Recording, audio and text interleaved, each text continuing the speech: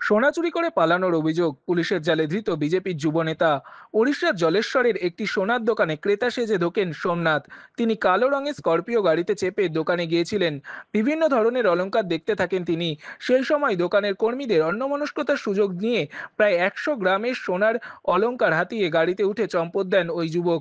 দ্রুত অন্য গাড়িতে চেপে ওই যুবককে ধাওয়া করেন ওই দোকানের কর্মী এবং স্থানীয়রা। জলেশ্বর থেকে প্রায় 8 কিলোমিটার দূরে লক্ষণনাথ রোড সংলগ্ন এলাকায় নিয়ন্ত্রণ হারিয়ে ডিভাইডারে ধাক্কা মেরে সোমনাথের গাড়ি দাঁড়িয়ে পড়ে। স্থানীয় লোকজনই গাড়ির ভেতরে থাকা সোমনাথকে পাকড়াও করে পুলিশের হাতে তুলে দেন। ধৃতকে প্রাথমিক জেরা করে জলেশ্বর থানার পুলিশ জেনেছে, একসময় মেদিনীপুর শহরের পাটনাবাজার এলাকায় সোনার কারিগর হিসেবে কাজ করতেন তিনি। তিনি বিজেপি যুব মোর্চার একজন সক্রিয় কর্মী।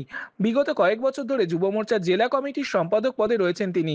তবে বিজেপির জেলা মুখপাত্র অরূপ দাসের দাবি, ওই যুবক একসময় বিজেপির সঙ্গে যুক্ত থাকলেও এখন তার সঙ্গে কোনো সম্পর্ক নেই বিজেপির।